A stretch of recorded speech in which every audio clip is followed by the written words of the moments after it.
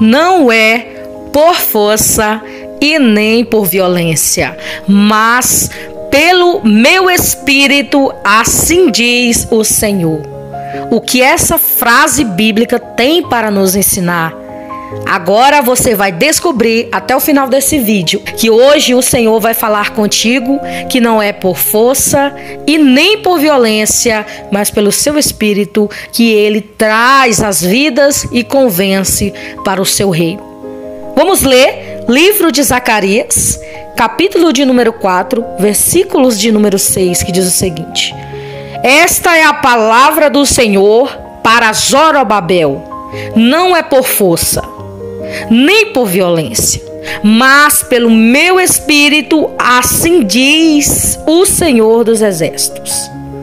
A frase que eu acabei de falar para você, não é por força e nem por violência, mas pelo meu espírito, significa que a obra do Senhor não é estabelecida e realizada com as bases e méritos nas realizações humanas.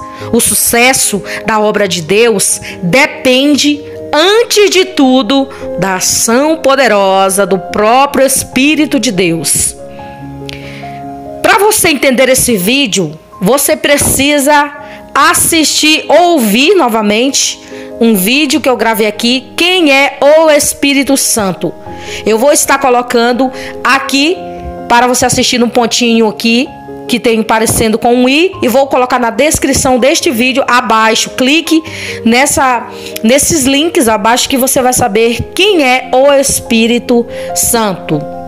Então, essa declaração está registrada no versículo do livro do profeta Zacarias, onde lemos: Esta é a palavra do Senhor para Zorobabel, não é por força e nem por violência, mas pelo meu espírito, diz o Senhor dos Exércitos. Como o versículo deixa claro, essa frase foi uma declaração de encorajamento da parte do Senhor direcionada a Zorobabel. Vamos saber quem foi Zorobabel. Zorobabel foi um príncipe de Judá, descendente de Davi, do rei Davi. A história de Zorobabel é registrada aí na Bíblia, no período em que os judeus retornaram para a Babilônia. E estas passagens bíblicas aí estão localizadas em Esdras, capítulo 3, versículo 2, Ageu, capítulo 1, versículo 1, Mateus, capítulo 1, versículo 2. Zorobabel era o filho de Salatiel, neto de Jeoaquim, rei de Judá. Então, Deus usou aí, naquele momento, para este homem chamado Zorobabel, descendente aí do rei Davi. Então, é importante entender brevemente o contexto em que ela aparece. O povo judeu havia retornado à cidade de Jerusalém após décadas de cativeiro. Eles tinham a tarefa de reerguer a cidade, especialmente no primeiro momento, reconstruir o templo. Então, o Senhor levou homens valorosos para liderar e encorajar os judeus remanescentes da tarefa da construção do templo. E na consequência, a restauração de Jerusalém, Zorobabel era um desses homens. Ele era um descendente, como eu já tinha dito, legítimo do rei Davi, que assumiu posição de líder de Judá naquele período. Ao seu lado também estava o sumo sacerdote Josué, que trabalhou junto de Zorobabel na construção do templo. Mas o povo precisava ser encorajado, precisava saber que apesar de suas falhas e limitações, Deus não falharia em cumprir o seu propósito. Então, para encorajar e comunicar a sua vontade àquele povo, o Senhor levantou o profeta Ageu e Zacarias. O ministério profético de Ageu falou muito sobre a reconstrução do templo, enquanto que o ministério de Zacarias, embora também tenha falado sobre a reconstrução do templo, enfatizou de forma especial as bênçãos futuras que aguardavam a comunidade restaurada. E essa frase aí, não é por força nem por violência. Essa frase, ela tem esse significado. A oposição, o desânimo e a impossibilidade formavam aí o pano de fundo dessa declaração. Não é por força e nem por violência, mas pelo meu espírito. A reconstrução do templo havia sido iniciada anos antes dessa declaração. Mas a obra não estava sendo nada fácil. Oposições internas e externas ameaçavam a conclusão dessa obra. Além disso, o próprio povo estava abatido, intimidado diante de suas próprias limitações e incapacidades. Em comparação ao primeiro templo que havia sido construído aí durante o reinado do rei Salomão, a sua situação da construção do templo foi pós-exílio, era completamente outra. No tempo de Salomão, Israel era um reino poderoso e contava com inúmeros recursos. Agora, no tempo de Zorobabel, é apenas uma comunidade que havia sobrevivido aos anos tão difíceis de exílio. No tempo de Salomão, havia um rei no trono de Jerusalém e a nação era soberana. Mas no tempo de Zorobabel, humanamente falando, a nação estava frágil e subjugada. Porém, embora o trono de Jerusalém estivesse vazio, não havia figura oficial de um rei de Judá. O trono do universo está ocupado. O Deus Todo-Poderoso que governa a história é quem estava cuidando de todas as coisas. Olha só, veja uma coisa importante aqui, eu vou abrir um parêntese. Em um trono é necessário que haja um líder. Em cada lugar do mundo, em qualquer lugar ou nação, é preciso que haja um líder, que seja um liderado, né? E que ele seja um líder. O liderado, quando eu digo, porque ele tem que ser liderado por Deus, né? E líder é quando ele está ali na direção daquele trono, daquele lugar. Que um exemplo clássico e verdadeiro e que uma nação, uma cidade, um reino precisa de um líder. E Deus levanta os líderes para tomar de conta. Por isso que a palavra do Senhor diz que é para nós orarmos pelas autoridades constituídas por Deus, porque elas foram constituídas por Deus. Então nós não temos que jogar praga, não temos que falar besteiras, não temos que ficar falando palavras de maldição contra um líder. Porque Deus levantou. E se aquele líder estiver fazendo coisas que Deus não se agrada, Deus arranca do trono e coloca um digno, um que realmente faça as coisas que Deus está mandando fazer. E Deus faz isso, porque a palavra do Senhor diz que quando um justo ele lidera, o povo se alegra. É a Bíblia que está falando, não sou eu que estou falando, é a Bíblia que está dizendo. Eu vou te falar esse versículo aqui. Livro de Provérbios 29:2 diz: quando os justos governam, o povo se alegra. Então, quando os perversos estão no poder, o povo geme. Então, Deus levanta sim alguém para liderar. E naquele tempo era Salomão. E depois Deus levantou Zorobabel. E a palavra que veio para Zorobabel foi essa. É que o Senhor estava falando que não era por força nem por violência, mas pelo Espírito dele. Era o Espírito do Senhor. Igualmente a ele, igualmente a Deus. O Espírito é bondoso, amoroso, misericordioso. O Espírito de Deus é maravilhoso. Ele é o próprio Deus dentro de nós. Quando aceitamos Jesus como Salvador, Ele nos limpa, nos purifica, joga os fardos no chão e nos transforma, nos recria novamente.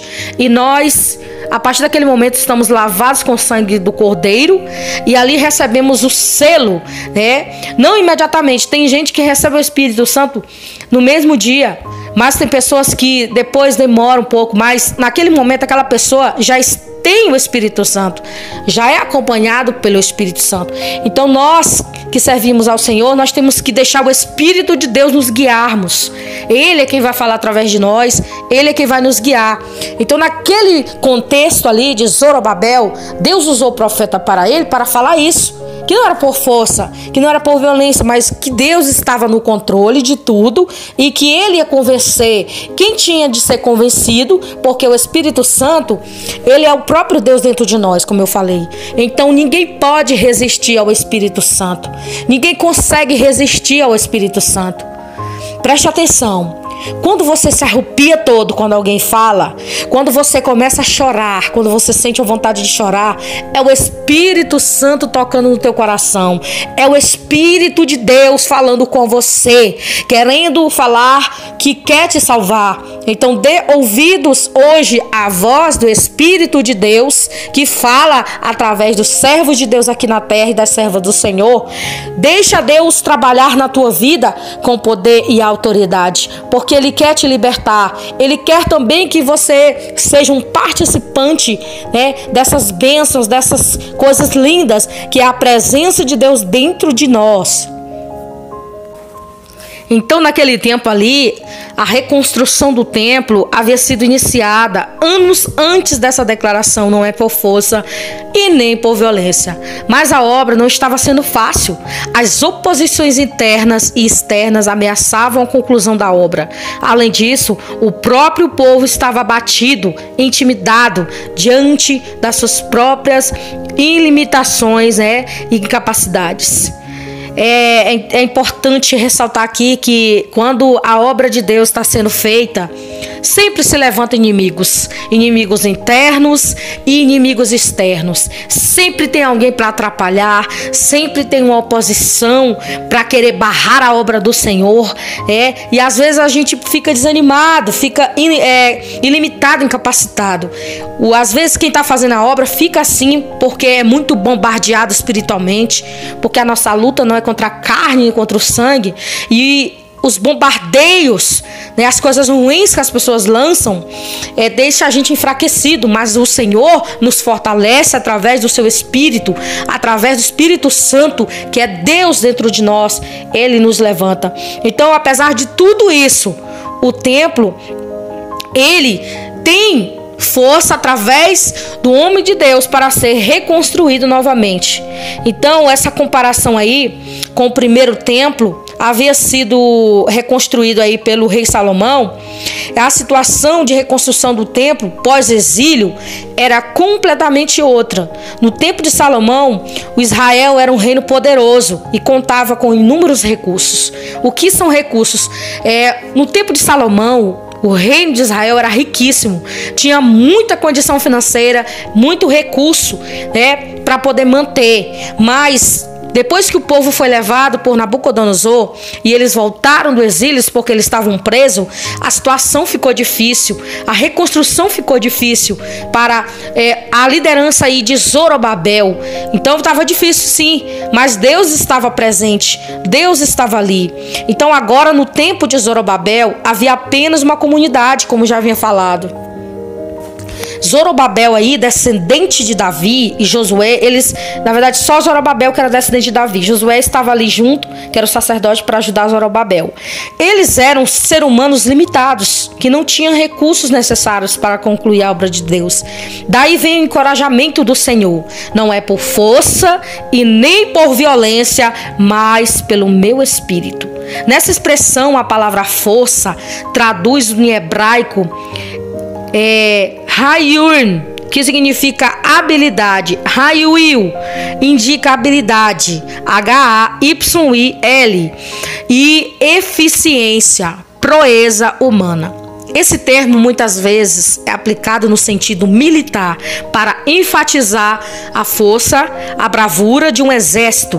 Já a palavra violência ou poder, em algumas traduções, traduz em hebraico como Koan, K-O-A-H, que indica poder, vigor e força humana.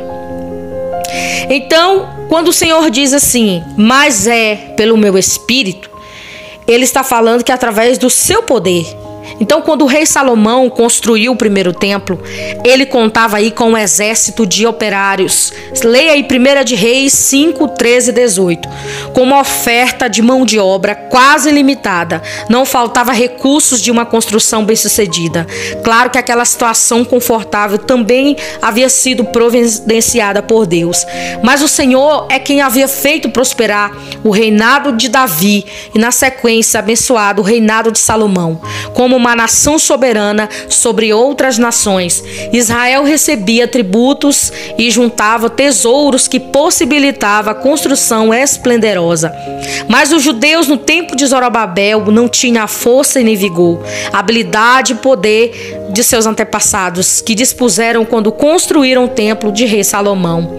Mas eles também se sentiam desmotivados com o fato de que cabia que eles a tarefa de reconstruir aquele templo que havia sido destruído pelo rei Nabucodonosor, sem ter recursos à altura dos recursos que foram empregados na construção do templo original. Por isso que Deus estava aí através de Zacarias dizendo: não é por força e nem por violência, mas pelo meu espírito. E a reconstrução do templo não se daria pela força de um exército, nem de vigor individual do homem, e muito menos pela fartura de recursos, né? O que haveria de garantir o sucesso daquela obra era o poder do próprio Deus. O povo estava desanimado, a oposição dos inimigos era tão grande e a economia daquela comunidade pós-exílio estava quebrada. Mas aquela obra teria que ser terminada, mas não por força do homem, mas pelo poder do Espírito do Senhor, que através do profeta Ageu, o Senhor garantiu a presença do Espírito por meio daquele povo. O meu Espírito habita no meio de vós, e não temais. Ageu 2:5. E quando o Senhor fala, não é por força e nem por violência, e muito menos do que é uma mensagem aí para Zorobabel, ela serve como encorajamento a todos que estão engajados na obra de Deus, bem como um aviso a todos que pensam que há um mérito humano no que é realizado para o Senhor. Preste atenção. Deus está te dizendo o seguinte, que a obra que você faz para Ele, que a obra que eu faço para Ele não é por força e mérito nosso, mas é por força e graça do Espírito Santo de Deus em nossas vidas, que nos usa para trazer essas palavras de força, de ânimo, de encorajamento, porque é Deus que nos dá força. A palavra do Senhor diz: se Deus, o Senhor, Ele não edificar a casa, em vão trabalha os que edificam. Salmos 127, versículo 1, fala o seguinte, que se o Senhor não edificar a casa, em vão trabalham os que edificam. Então o Senhor tem que estar presente em nós, o Senhor tem que estar na nossa frente, porque senão nós não vamos conseguir. Jesus disse: olha, meus discípulos, sem mim nada podeis fazer. Sem Jesus, meus amados, não podemos fazer nada, porque senão não tem graça, não tem ali o vigor necessário, não vai para frente aquela obra. Por isso que tem que termos o Espírito de Deus em nossas vidas com força, com poder, porque a palavra que sair de nossas bocas tem que curar, tem que libertar, tem que transformar as pessoas para o reino de Deus, para a sua glória, para que o reino de Deus cresça e as pessoas conhecem aí a palavra de Deus e recebam a Jesus como Salvador das nossas vidas e das suas vidas. Jamais devemos cair no erro de pensar que a obra do Senhor depende da força do braço ou do arranjo da nossa sabedoria. Também jamais devemos tentar fazer alianças estranhas na tentativa de produzir algo bom diante de Deus. Algumas pessoas importam recursos do mundo como se a obra do Senhor dependesse disso. Claro que nós sabemos que a obra do Senhor precisa sim de mantimentos, mas como a palavra do Senhor diz que é Ele quem sustenta os seres humanos, é Ele quem dá a providência, é Ele quem dá os suprimentos, os recursos. Então nós não devemos nos preocupar o que vai acontecer amanhã ou deixar de acontecer, porque Deus cuida de cada um de nós. Então, somente quando o Espírito de Deus, com letra maiúscula, governa cada detalhe e serviço aí de Deus, é que vem a glorificação. É através aí do comentarista que fala sobre Ageu e Zacarias, fala no sentido de que somente a obra realizada pelo poder do Espírito glorificará a Deus, passará pelo fogo seu julgamento. Portanto, fique bem claro aí que a obra do Senhor, que estas obras de Deus, a força vem do Senhor, que a habilidade humana e o poder humano seja suficiente para realizar a obra do Senhor. Então, diante de tudo o que nos dispusermos a fazer, sempre estejamos ouvidos à palavra do Senhor, que não é por força e nem é por violência, mas pelo meu Espírito. Claro que o Senhor precisa do ser humano no sentido dele fazer a obra. Só que Deus é Deus sem você ou com você. Ele não muda. Deus, ele é Deus. Então essa declaração seja aí o nosso encorajamento, essa motivação e também o aviso que nos faça acreditar corretamente que a glória por toda a obra que fizermos, a quem realmente merece recebê-lo é o próprio Deus. Então, por ele e para ele são feitas todas as coisas. Romanos 11:36. Tudo o que fizemos tem que ser pela vontade de Deus e para glorificar o nome do Senhor aqui na terra. Se você fizer algo, colocar o seu nome, no sentido de que você está fazendo, mas você tem que lembrar que você é um canal de bênção, que você é um instrumento, que eu sou um instrumento aqui na terra para trazer a palavra do Senhor. Não é por força e nem por violência, mas pelo Espírito, assim diz o Senhor dos Exércitos. Um grande abraço e todos fiquem na paz do Senhor Jesus.